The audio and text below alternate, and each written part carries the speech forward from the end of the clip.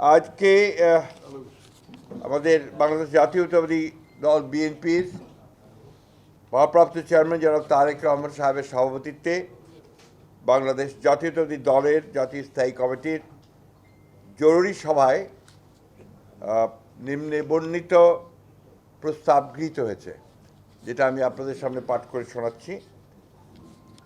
গতকাল সন্ধ্যায় ইনকিলাব মঞ্চের মুখপাত্র শরীফ উসমান হাদি সিঙ্গাপুরে চিকিৎসাধীন অবস্থায় শাহাদাত বরণ করেছেন। ইন্না লিল্লাহি ওয়া ইন্না ইলাইহি রাজিউন। কাপুরুষোচিত এই হত্যাকাণ্ডের আমরা তীব্র ঘৃণা ও নিন্দা জানাচ্ছি। অবিলম্বে হত্যাকারীদের গ্রেফতার ও বিচারের জন্য আমরা আবারও দাবি জানাচ্ছি। এই অনাকাঙ্ক্ষিত মৃত্যুকে কেন্দ্র করে গতকাল মাঝরাতে দৈনিক প্রথম আলো ও ইংরেজি দৈনিক স্টার সহ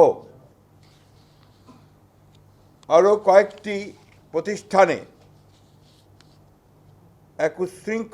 একদল উচ্ছৃঙ্খল মানুষ অগ্নিসংযোগ করেছে।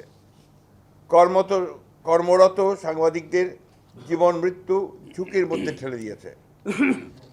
সম্পাদক পরিষদের সভাপতি, নিউ এজের সম্পাদক, ফ্যাসিবাদ বিরোধী জুলাই আন্দোলন সহ দেশের সকল গণতান্ত্রিক আন্দোলনের অন্যতম সাহসী ব্যক্তিত্ব বরেণ্য সাংবাদিক জনাব নুরুল কবিরের উপরে আক্রমণ করা হয়েছে।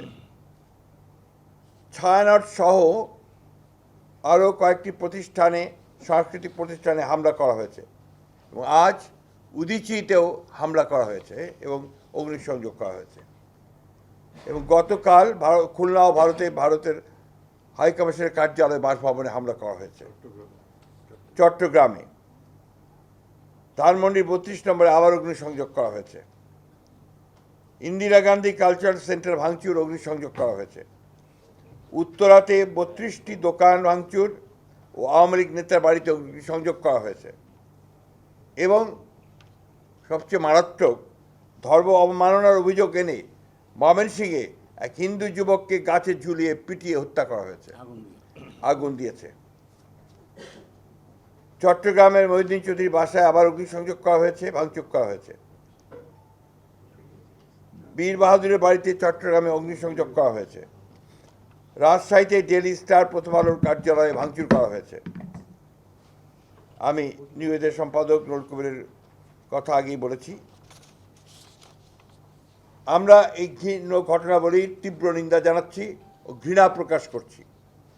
যে ঘটনা প্রমাণ করে একটি পুরনো চিহ্নিত মহল দেশকে পরিকল্পিতভাবে নৈরাজ্যের পথে ধাবিত করতে চায়।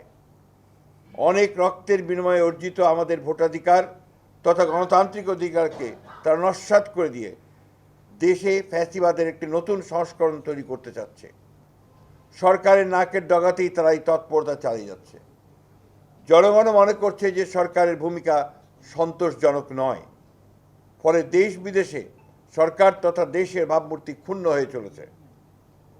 ইতিমধ্যে এই হত্যাকাণ্ডের প্রতিবাদে দেশের সকল রাজনৈতিক দল প্রতিবাদ করেছে এবং হত্যাকারীদের বিচারের দাবি জানিয়েছে। হত্যাকারীদের গ্রেফতার করে বিচারের আওতায় আনতে সরকারের প্রতি চাপ সৃষ্টি করে চলেছে। এরূপ পরিস্থিতিতে এই ধরনের ন্যাক্কারজনক হামলার আমরা জাতীয় সংসদ নির্বাচন তথা গণতান্ত্রিক উত্তরণের প্রক্রিয়াকে অনিশ্চিত করার ষড়যন্ত্র বলেই আমরা মনে করছি। শান্তিকামী গণতান্ত্রিকামী দেশবাসীর পক্ষ থেকে এই ঘৃণ্য ষড়যন্ত্রকারীদের আমরা হুঁশিয়ার করে দিতে চাই, এত রক্তের বিনিময়ে অর্জিত আমাদের দেশকে আমরা ধ্বংস করতে দিতে পারি না। এই অপশক্তিকে ঐক্যবদ্ধভাবে রুখে দিতে হবে। এই ষড়যন্ত্র প্রতিহত করতে নৈরাজ্য বিরোধী সকল রাজনৈতিক সামাজিক শক্তির আজ ঐক্যবদ্ধ হওয়ার কোনো বিকল্প নাই।